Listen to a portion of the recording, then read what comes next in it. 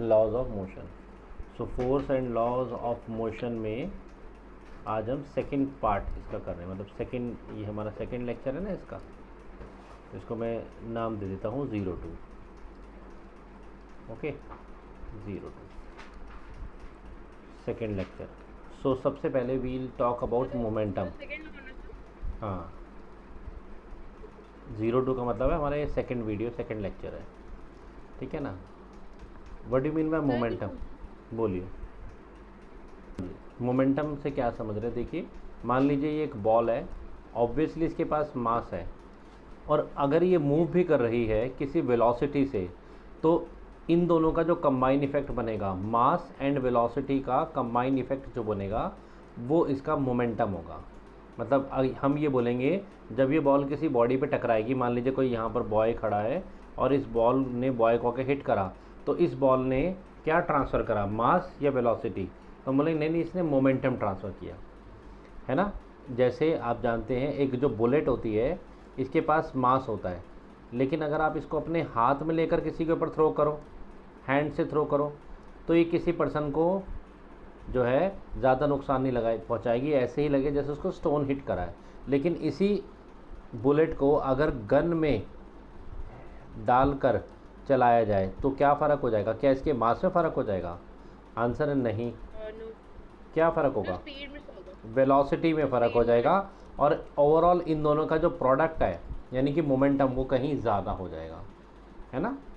तो मोमेंटम अकेला मास नहीं होता, अकेला वेलोसिटी नहीं होता, इन दोनों का कंबाइन इफेक्ट होता है।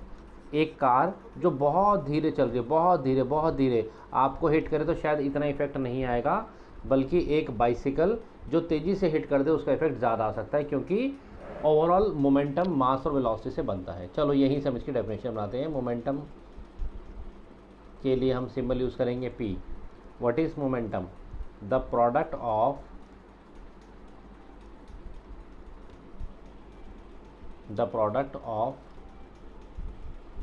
mass and velocity, the product of mass and velocity of a body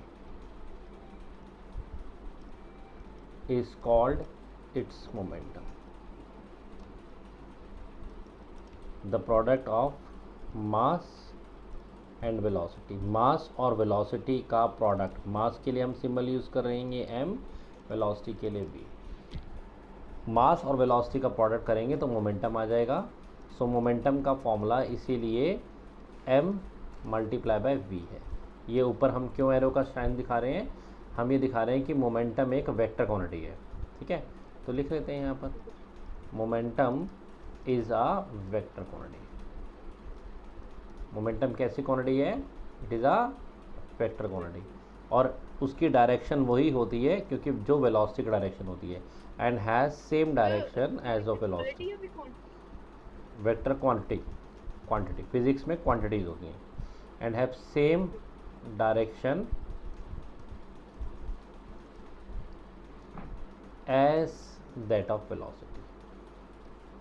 जो वेलोसिटी की ही डायरेक्शन होती है, यही डायरेक्शन मोमेंटम की भी होती है। ओके, थोड़ा सा और चलते हैं। सो मास और वेलोसिटी को जब आप मल्टीप्लाई करते हैं तो उस बॉडी का मोमेंटम आ जाता है। अगर हम यहाँ पर SI यूनिट की बात करें, what would be the SI unit of momentum? So mass की यूनिट क्या होती है बताइए? Kilogram, very good. वेलोसिटी की क्या होती है? Metre per second. तो SI यूनिट क्या हो गई? Kilogram metre per second. जो नीचे वाला सेकंड अगर उसको ऊपर लाएंगे तो उसकी पावर माइनस हो जाएगी, इसीलिए मैंने ऐसे लिखा है। या तो आप ऐसे लिखिए, किलोग्राम मीटर पर सेकंड को जब ऊपर लाएंगे तो माइनस हो जाएगा, तो एक ही बात है। एक बात, अगर किसी बॉडी का मोमेंटम ज़ीरो है, बड़ी इंटरेस्टिंग बात है, तो वो क्यों ज़ीरो होगा? ऑब्वियसली वो तभी ज़ीरो होगा क्योंकि वेलोसिटी ज़ीरो होगी, क्योंकि मास तो कभी भी ज़ीरो नहीं होता है ना। एयर के मॉलिक्यूल में भी कुछ ना कुछ मास है, तो मोमेंटम को ज़ीरो कौन बना सकता है? वेलोसिटी, है ना। जैसे अगर हम अ ट्रेन की बात करें, अ ट्रेन एट रेस्ट, इतना ज़बरदस्त मास है, ट्रेन का इतना बड़ा मास है, लेकिन उसका मोमेंटम तो ज़ीरो है। एरोप्लेन का मोमेंटम अगर वो रुका हुआ है तो ज़ीरो है। क्यों? क्योंकि उसकी वेलोसिटी ज़ीरो है, कुछ इफेक्ट नहीं करेगा। Momentum is the combined effect of mass and velocity. Clear? चलिए थोड़ा सा और समझते हैं। अगर हम किसी बॉडी का मास m डैश डबल कर दें, मोमेंटम पे क्या इफेक्ट आने वाला है? ऑब्वियसली मोमेंटम भी डबल हो जाएगा, है ना। न्यू मोमेंटम, हम इसको p डैश लिख लेते हैं। p dash means new momentum, m dash means. इसी तरह से इफ़ वेलोसिटी, हाँ सर लाइक कोई भी सर ऑब्जेक्ट अगर सर एक जगह पे रेस्ट पे है तो सर मतलब फिर तो मोमेंटम भी सर जीरो होगा। बिल्कुल, रेस्ट पे तो हमेशा अगर मोमेंटम सर जीरो। रेस्ट पे है हाँ, रेस्ट पे तो मोमेंटम हमेशा ज़ीरो हो जाएगा ना, रेस्ट पे मोमेंटम होता ही नहीं है। इसी तरह से अगर हम किसी बॉडी की वेलोसिटी को डबल कर दें, so again momentum again double हो जाएगा, है ना। और अगर आप दोनों को डबल कर दीजिए, अगर आप मास को भी डबल कर दीजिए, बताइए वेलोसिटी को भी डबल कर दीजिए, अब मोमेंटम का क्या होने वाला है, बताएगा कोई? तो फोर हो जाएगा। यस, मोमेंटम बिकम 4 टाइम, 4 गुना। इसी तरह से हाफ करने पर भी सेम इफेक्ट आने वाला है। क्लियर है? चलो एक क्वेश्चन फटाफट मोमेंटम पे चलते हैं, फिर हम इसको और बात को आगे बढ़ाएंगे। चलिए एक क्वेश्चन है, a ball of mass 200 gram, note करिए, is moving at a velocity of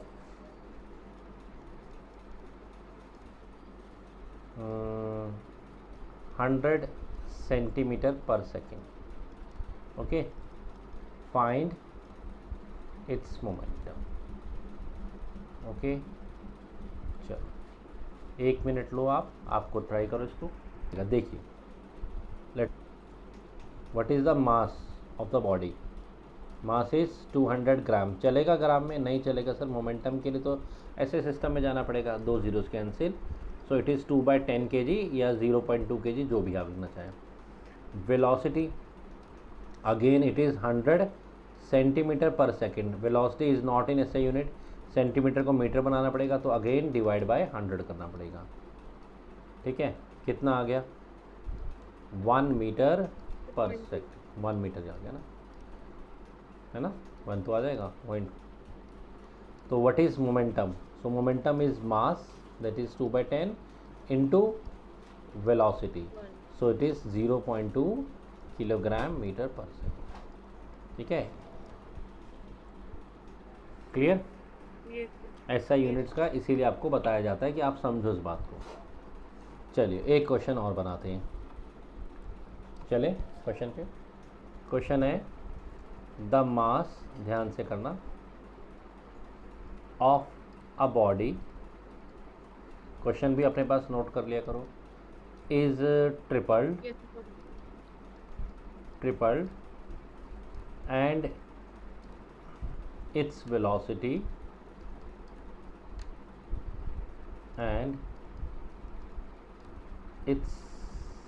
velocity is half। मास को तो हमने ट्रिपल कर दिया और वेलोसिटी को हमने हाफ कर दिया। फाइंड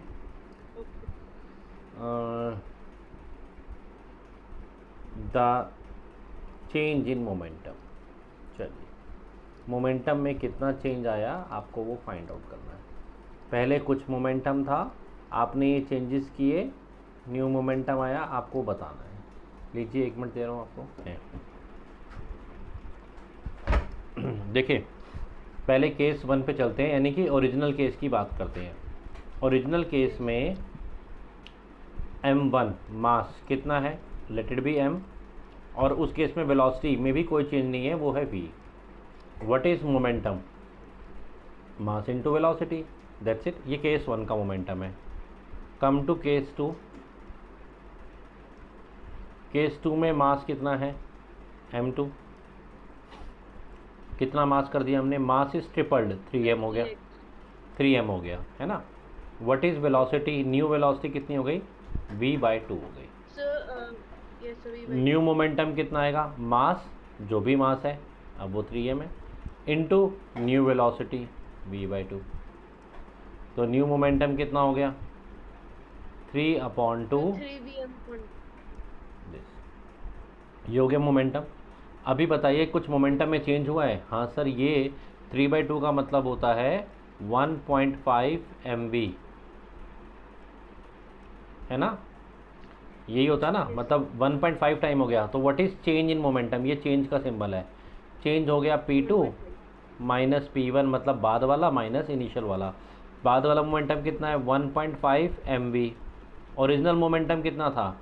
सिर्फ mv, और you can say 1 mv। What is the change? 1.5 minus 1 कितना होता है 0.5 mv। इतना मोमेंटम चेंज हुआ है, बल्कि इंक्रीज हो गया है। क्लियर और डाउट? इसी क्वेश्चन को मुझे नेक्स्ट लेवल पे ले जाना होगा, तो मैं यहाँ पर एक साइन लिख दूंगा, find the percentage change in momentum. अब आप क्या करेंगे? तो परसेंटेज चेंज का एक फॉर्मूला हमेशा याद रखिए, नोट कीजिए। दो तरीके से पूछा जा सकता है, सिर्फ चेंज और परसेंटेज चेंज। तो आपको परसेंटेज चेंज के लिए एक फॉर्मूला याद रखना है, परसेंटेज चेंज इन मोमेंटम। ये जो डेल्टा पी है चेंज इन मोमेंटम के लिए, है ना? That is change upon original into 100। ये परसेंटेज, किसी भी चीज़ का परसेंटेज चेंज होगा तो ऐसे निकालेंगे। मान लीजिए आपके परसेंटेज, हाँ, delta P represent change in momentum. मान लीजिए आपके कुछ मार्क्स आए, फिर अगली बार कुछ और मार्क्स इंक्रीज कर गए या डिक्रीज कर गए, है ना? तो कुछ मार्क्स में चेंज आ गया, तो आपको परसेंटेज इंक्रीज या डिक्रीज निकालना, तो आप ऐसे निकालेंगे चेंज अपॉन ओरिजिनल। चेंज कितने हुए? चेंज हुए 0.5 mv। यही मोमेंटम का चेंज है ना? देखिए, this is the change. Upon original कितना था?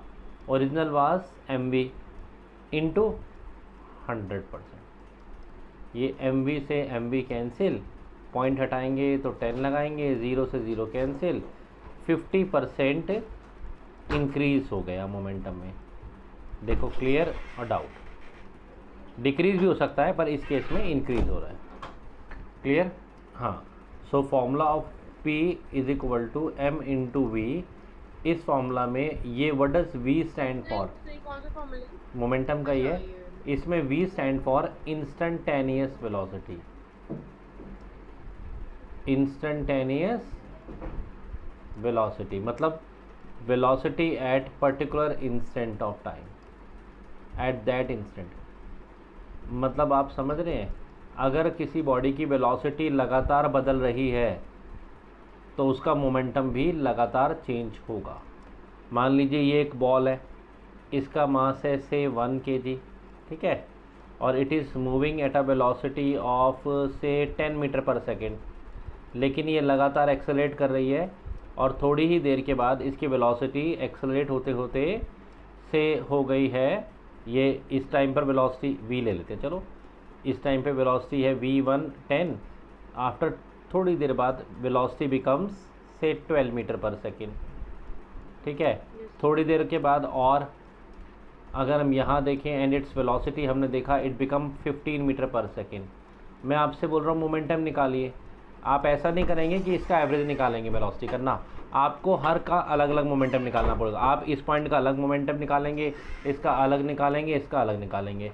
सो इस पॉइंट पर मोमेंटम होगा ये वाला मास इंटू ये वाली वेलोसिटी। इस पॉइंट का मोमेंटम क्या होगा? ये वाला मास, अगर मास तो हमने बॉल का सेम ही रखा हुआ है, इंटू ये वाली वेलोसिटी।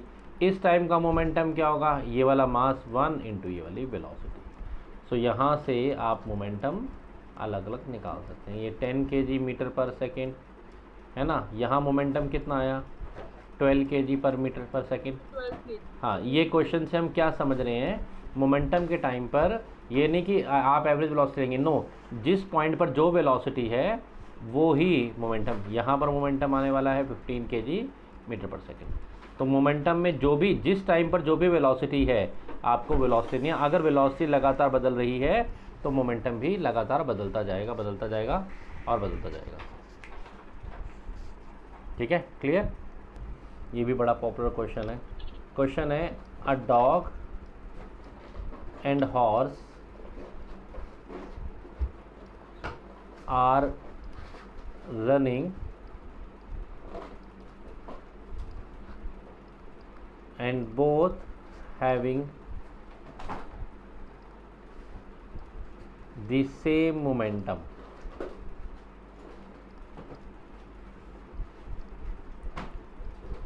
Same momentum. ठीक है, dog and horse are running and both having the same momentum.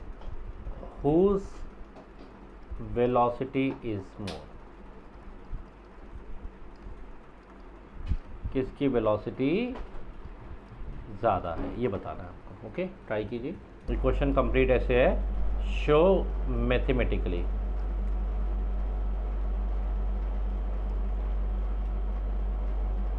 ठीक है, चलिए मैथमेटिकली कैसे शो करेंगे वो शो करते हैं. According to question, momentum of dog, मैं डी ले रहा हूँ डॉग के लिए, is equal to momentum of horse. Clear, ऐसे ही कहा गया, ये तो गिवन है. मोमेंटम ऑफ डॉग को क्या हम mass of dog into velocity of dog ऐसा लिख सकते हैं? Yes sir. Momentum of horse को mass of horse into velocity of horse ऐसा लिख सकते हैं? यस सर, लिख सकते हैं, ये इक्वल है. चलिए मासेस को एक तरफ करते हैं. So mass of dog D, और मास ऑफ हॉर्स अगर इधर लाएंगे तो it will divided mass of horse should be equal to, अगर हम वेलोसिटी ऑफ डॉग को डिनोमिनेटर ले जाएंगे तो ये ऐसे आ जाएगा. अब आप देख रहे हैं ऊपर डॉग का मास है लेकिन वेलोसिटी उसके इन्वर्स चले गई है, नीचे आ गई है. इसी तरह से मास ऑफ हॉर्स और वेलोसिटी इन्वर्स आ गई है.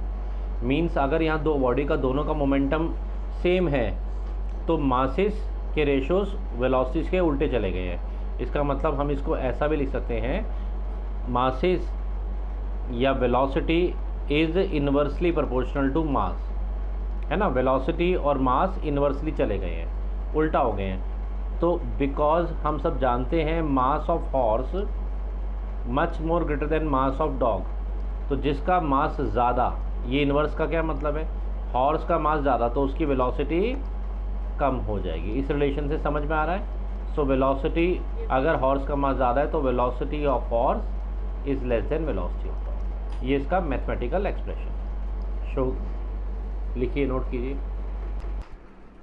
हाँ जी, क्वेश्चन है, a car of mass is running at a velocity of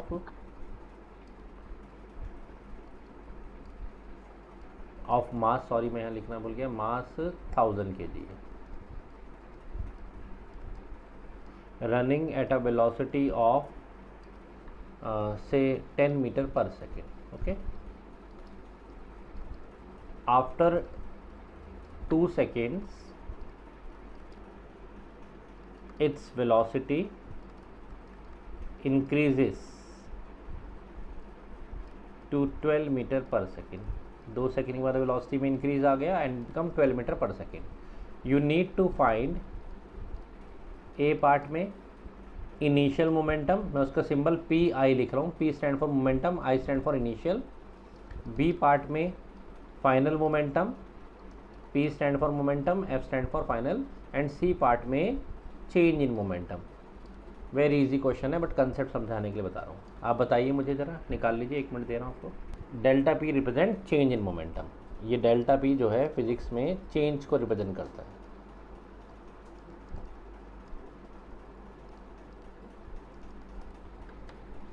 चलिए, इनिशियल मोमेंटम कैसे आएगा, mass into initial velocity. What is mass of the car, 1000. What is initial velocity, 10. दोनों ही एसआई यूनिट में, नो प्रॉब्लम. तो momentum कितना, 10,000 kilogram metre per second, कोई problem. Similarly final momentum, mass into final velocity, velocity में change आ गया. Yes, final मास में तो कुछ नहीं है. अरे एक इनिशियल वेलोसिटी होती है पहले वाली और एक फाइनल वेलोसिटी होती है. फाइनल मोमेंटम के लिए वेलोसिटी जो फाइनल है वो ले लो, इनिशियल. और what is change in momentum, final minus initial, 12,000 minus 10,000 that is 2,000 kilogram metre per second. इसमें भी मोमेंटम प्लस में आया, पॉजिटिव है मतलब मोमेंटम इंक्रीज कर रहा है. बिल्कुल वेलोसिटी इंक्रीज कर रही है तो मोमेंटम भी इंक्रीज़ कर रहा है। ये बात हमें समझ में आ रही है। हर बार नहीं करेगा। अगर यहाँ पर वेलोसिटी 10 की जगह 8 हो जाती तो उस केस में आपका मोमेंटम फाइनल क्या आता, that will be 8000 kilogram metre per second. और उस टाइम पे चेंज इन मोमेंटम क्या होता है, change in momentum is always final minus initial. और अब फाइनल थोड़ा कम है 8000, इनिशियल 10000 होता, तो इस केस में माइनस का साइन आता, -2000 किलोग्राम मीटर पर सेकेंड। तो मैं ये ज़रूरी नहीं है कि मोमेंटम हर बार इंक्रीज़ करेगा। अरे वेलोसिटी पे डिपेंड करता है ना। अगर वेलोसिटी इंक्रीज़ करेगी तो मोमेंटम भी इंक्रीज़ करेगा, डिक्रीज़ करेगी तो मोमेंटम भी डिक्रीज़ करेगा। क्लियर। बट आपको चेंज इन मोमेंटम को समझना है। फिर दोबारा से मैं क्लियर कर दूँ, what do mean by change in momentum. Change in momentum is final momentum minus initial momentum. क्यों इसको समझना है, क्योंकि न्यूटन का सेकेंड लॉ जो अब हम पढ़ने जा रहे हैं वो इस चेंज इन मोमेंटम की ही बात कर रहा है। ओके, न्यूटन का second law change in momentum पर भी बेस्ड है। Let us start Newton's second law now. Newton का फर्स्ट लॉ ऑफ इनर्शिया कहलाता है, इनर्शिया पे बेस था। और न्यूटन्स का सेकेंड लॉ मोमेंटम पे बेस्ड है और वो लॉ ऑफ मोमेंटम भी कहलाता है। क्या बात करता है न्यूटन का सेकेंड लॉ, पहले हम इसका स्टेटमेंट लिख लेते हैं फिर हम इसको समझेंगे। न्यूटन के सेकेंड लॉ के हिसाब से स्टेटमेंट लिखिए, the rate of change of momentum of a body, the rate of change of momentum of a body. देखो आ गया ना, change of momentum, change of momentum आ गया। The rate of change of momentum of a body is directly proportional to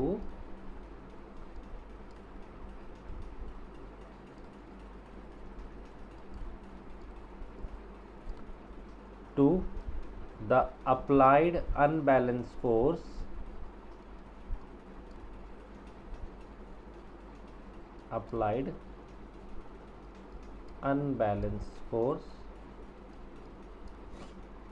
in the direction of force. So direction. The rate of change of momentum of body is directly proportional to applied unbalanced force in the direction of the body. This is the statement of Newton second law. अभी discuss करते हैं तो क्या मतलब अच्छे से समझते हैं। क्या बोल रहा है law, the rate of change of momentum. Sir change of momentum तो हमें पता है, final momentum minus initial momentum.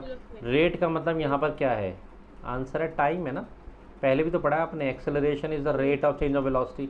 Rate मतलब टाइम, मतलब मोमेंटम के चेंज होने में जो टाइम लग रहा है, असली में जब आप वो change of momentum divide by time करते हैं वही बॉडी पे लगने वाला फोर्स होता है। किसी बॉडी पर कितना फोर्स लगा ये उसके चेंज ऑफ मोमेंटम को टाइम से डिवाइड कर दीजिए तो आ जाएगा। ठीक है, किसी बॉडी पर आपने कितना फोर्स लगाया ये कैसे पता लग सकता है, आप देखिए उस बॉडी का चेंज ऑफ मोमेंटम जो हुआ वो किस रेट से हो रहा है, क्या वो फास्ट हो रहा है, क्या वो स्लो हो रहा है, जल्दी जल्दी मोमेंटम का चेंज हो रहा है, कम धीरे धीरे हो रहा है। अगर वो change of momentum come time में हो रहा है तो फोर्स ज़्यादा लगाना पड़ेगा। ऐसे ही है ना, अगर आपको एक फुटबॉल को बहुत तेज़ी से आगे भेजना है, किक करके उसको आगे अगर भेजना है तो आप उसका मोमेंटम फास्ट चेंज करना चाहते हैं। अभी ये रुका हुआ है, इसका मोमेंटम है 0 m/0 और आप चाहते हैं ये बिल्कुल बड़ा फास्ट तेज़ी से आगे जाए, तो आपको फोर्स भी इस पर अपने पैर से बहुत अच्छा खासा लगाना पड़ेगा। लेकिन अगर आप चाहते हैं कि नहीं ये बॉल जो है वो धीरे धीरे आगे बढ़े, फास्ट ना जाए, तो फोर्स भी कम लगाइए। यानी कि किसी भी बॉडी के मोमेंटम के चेंज से हम उसके पे लगने वाला फोर्स को बता सकते हैं। क्लियर, किसी भी बॉडी के change in momentum upon time, momentum कितना फास्ट। अगर आप ट्रेन के बारे में सोचेंगे, ट्रेन का मोमेंटम शुरू में बड़ा धीरे धीरे चेंज होता है। अगर साइकिल और ट्रेन की रेस लगाए ना स्टार्टिंग में, तो साइकिल आगे निकल जाएगी, बाइसिकल आगे निकल जाएगी शुरू में, है ना, क्योंकि ट्रेन का मोमेंटम धीरे धीरे चेंज होता है। हाँ, लेकिन फिर बाद में उसका लगातार वो क्योंकि चेंज होता है तो वो आगे निकल जाती है। पर वो जो क्योंकि शुरू में धीरे धीरे चेंज होगा, वही फोर्स का हमें आइडिया दे रहा है। चलो इसको मैथमेटिकल फॉर्म में लिखते हैं। तो according to Newton second law वो कह रहा था कि किसी बॉडी का rate of change of momentum, rate of change force, जो बॉडी पे फोर्स लगा है वो डायरेक्टली प्रोपोर्शनल है rate of change of momentum. This is the second law. Yes. Yes. तो ये से एफ से क्या है सर? ये प्रोपोर्शनल का साइन होता है, डायरेक्टली प्रोपोर्शनल. ठीक है. बाय न्यूटन्स सेकेंड लॉ, जो अभी हमने स्टेटमेंट लिखा था वो ऐसा ऐसा ही तो था, मैथमेटिकल फॉर्म लिख दिया उसका. न्यूटन साहब कह रहे हैं तो एफ से क्या है? F force. F stand for force. F stand for force. Actually में फोर्स निकालने की कैलकुलेशन बता रहे हैं. तो force is proportional to rate of change of momentum. Rate यहाँ पर रेट स्टैंड फॉर टाइम और चेंज इन मोमेंटम का मतलब है final momentum minus initial momentum. बाद का मोमेंटम माइनस इनिशियल, यही तो होता है चेंज ऑफ मोमेंटम. अभी आपने न्यूमेरिकल में भी सीखा. So force is proportional to final momentum M V minus initial momentum M into initial velocity. ये भी सीखा था हमने, है ना, अपॉन में टाइम. फाइनल मोमेंटम क्या होता है? Mass into final velocity minus mass into initial velocity. So F is proportional to M common लीजिए v minus U upon T, और f इज प्रोपोर्शनल टू ये v minus U upon T किसका formula है बताइए? Which formula is this? This is the formula for acceleration. So f is proportional to, ये sign हटता है, हम एक कांस्टेंट लगाते हैं यहाँ, वो k लगाएंगे, k into M into A. This k is called constant of proportionality. This k is called constant of proportionality. ठीक है. और k की वैल्यू 1 आ जाती है इन SI सिस्टम. हम तो सारा SI सिस्टम में यूनिट्स लेके चलेंगे. सो k बिकम 1, और अगर k 1 बन गया तो the formula reduces to f is equal to m into A. What a great formula by Newton. उनका कहना है किसी भी बॉडी पे लगने वाला फोर्स अगर आपको कैलकुलेट करना है तो उस बॉडी के मास और एक्सेलरेशन को मल्टीप्लाई कर दो, you will get the force. आपने किसी बॉडी पर कितना फुटबॉल पे फोर्स लगाया और वो कितना लगाया आप कैलकुलेट करना चाहते हो, तो कितना मास है और उसका कितना एक्सेलरेशन है, you just multiply, you will get the answer. ठीक है. ये जो हमने करा है, एक मिनट रुको, एक सेकंड को, ये मैथमेटिकल प्रूफ है, मैथमेटिकल प्रूफ है न्यूटन के सेकेंड लॉ का.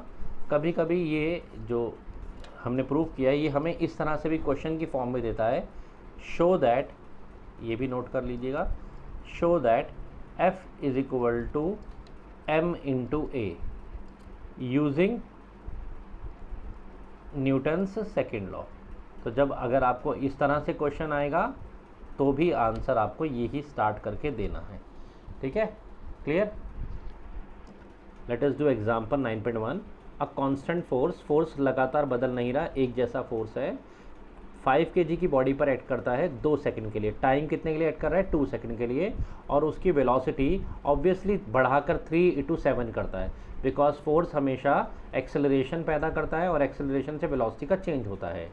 तो दोबारा से एक बॉडी पर फोर्स लगा, we do not know the force, लेकिन हमें बॉडी का मास पता है 5 kg का, और 2 सेकंड तक फोर्स लगता रहा और उस फोर्स की वजह से वेलोसिटी 3 to 7 हो गई. आपको बताना है उस बॉडी पर कितना फोर्स लगा. फर्स्ट पार्ट में इतना ही करते हैं पहले. Okay. According two example, mass of the body is 5 kg. Initially body की वेलोसिटी थी 3 मीटर पर सेकेंड. क्योंकि हमने उस पर फोर्स लगाया है और हमारे फोर्स की वजह से उसकी वेलोसिटी में चेंज आ गया, it become 7 metre per second. Presentation भी देखा करो मैं कैसे लिखता हूँ. And time is 2 second for which the force is acting. We need to find out the force. Newton का फर्स्ट लॉ फोर्स के बारे में बात नहीं करता, वो इनर्शिया की बात करता है कि इनर्शिया में चेंज तब आएगा. सेकेंड लॉ फोर्स की बात करता है. सेकेंड लॉ बोलता है अगर किसी बॉडी का फोर्स निकालना है तो वो फोर्स कैसे आएगा? वो force is equal to change in momentum upon में time, M V minus M U upon में T. So force is equal to M, हम कॉमन भी ले सकते हैं, v minus U upon T ऐसा भी लिख सकते हैं, और कई बच्चे इस v minus U upon T को एक्सेलरेशन करके रफ में एक्सेलरेशन निकाल के भी कर सकते हैं. कोई प्रॉब्लम नहीं, बात तो एक ही है. Either you use this formula, either you use this formula, either you use m into A. लेकिन ए निकालना पड़ेगा। अभी मेरे को सारी वैल्यूज़ डायरेक्टली गिवन है तो हम नहीं निकालते। Mass is 5 kg, v is the final velocity 7 minus 3 upon में time is 2, so it is become 4/2, 5 into 2 that is 10। Force की यूनिट क्या है? न्यूटन। मैं आपको यहाँ पर बता देता हूँ, वहाँ बात रह गई थी। फोर्स का फॉर्मूला है mass into acceleration. Mass kilogram में, acceleration metre per second square. So force जो है that is in Newton. 1 Newton का force 1 kg into 1 metre per second square, मतलब mass should be in kilogram. तो here the force is 10 Newton. Clear? Second part में बोल रहे हैं कि अगर if the force was applied for a duration of 5 second, यही फोर्स 2 सेकेंड तक ना लगकर अगर 5 सेकेंड तक लगता रहता तो what would be the final velocity. अच्छा, अगर फोर्स ज़्यादा देर तक लगता तो वेलोसिटी भी ज़्यादा बढ़ जाती। क्यों? बिकॉज फोर्स एक्सेलरेशन लाता है और एक्सेलरेशन वेलोसिटी का चेंज करता है, तो वेलोसिटी लगातार चेंज होती रहती। तो 3 से 7 पे नहीं रुकती, कुछ नई वेलोसिटी आती। ये हमसे कह रहे हैं क्या वेलोसिटी आती। बाकी सारी चीज़ें सेम है, बट आप टाइम को 2 की जगह 5 सेकेंड कर दीजिए और अब आपसे पूछ रहे हैं कि वेलोसिटी कितनी होगी। यस और नो? केस 2 में आपसे कह रही है मास 5 kg, ओके, इनिशियल ठीक है 3, अभी 5 ये रहने दीजिए, 7 नहीं, अब ये फाइंड आउट कीजिए। हाँ 1 सेकेंड में करा दो पहले। टाइम 5 सेकेंड है और फोर्स जो लग रहा है वही लीजिए, यानी कि 10 न्यूटन फोर्स आ चुका है। फोर्स को आप 10 लीजिए। हाँ, अब आपसे पूछ रहे हैं कि बताइए जब ये वाली सिचुएशन होगी तो वेलोसिटी कितनी हो जाएगी। चलिए फिर ये डाटा के अकॉर्डिंगली जो वैल्यूज़ है वो न्यूटन के सेकंड लॉ में सेट होती हैं। F is equal to M V minus U upon T. अभी फ़र्क कितना है? फोर्स हमें पता है that is 10 is equal to mass कितना है 5, V minus U is 3 upon time is 5। Yes, ये इधर चला जाएगा तो इट विल बिकम 50, या इधर ले जाने की ज़रूरत ही नहीं है। चलो इतना लंबा क्यों कर रहे हैं, 5 और 5 तो कैंसिल हो रहा है यहीं पर ही। फाइनली क्या मिल रहा है? 10 is equal to V minus 3 को उधर ले जाएंगे तो v is equal to 13 metre per second. देखिए अगर ये फोर्स 2 सेकेंड के लिए लगा था पहले केस में तो वेलोसिटी सिर्फ 7 मीटर पर सेकेंड हुई थी, बढ़ तो गई थी। लेकिन अगर इसी फोर्स को 5 सेकेंड तक लगाए रखेंगे तो वेलोसिटी काफ़ी इंक्रीज़ हुई है and become 13 metre per second. तो फोर्स की ड्यूरेशन भी बड़ी इंपॉर्टेंट है, कितनी देर के लिए लगा उससे वेलोसिटी का चेंज पता लगता है ना। अगर फोर्स थोड़ी सी देर के लिए लग के हट गया तो वेलोसिटी भी थोड़ी सी इंक्रीज़ होगी, क्योंकि फोर्स ऑलवेज ब्रिंग एक्सेलरेशन और एक्सेलरेशन से चेंज इन वेलोसिटी आता है। क्लियर और डाउट? ओरल क्वेश्चन है 9.2, हम यही डिस्कस कर लेते हैं। किस केस में ज़्यादा फोर्स लगेगा? केस 1 में 2 kg मास है और एक्सेलरेशन है 5 मीटर, तो यहाँ तो m इंटू ए वाला फॉर्मूला लग जाएगा।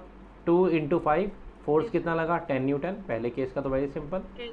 दूसरे केस में 4 kg मास है, 8 न्यूटन। तो ऑब्वियसली हल्के वाले मास को 2 kg वाले मास को ज़्यादा फोर्स लगाना पड़ेगा। तो कई बच्चे सोचेंगे सर ऐसा क्यों? अरे देखो उसको फास्ट भी तो चलाना है, उसका एक्सेलरेशन कितना हायर देना है, 5 मीटर पर सेकेंड स्क्वायर का। ठीक है, चलिए एग्जाम्पल 9.3 पे चलते हैं and it is the important example. मैं पढ़ता हूँ, इसको हम करेंगे।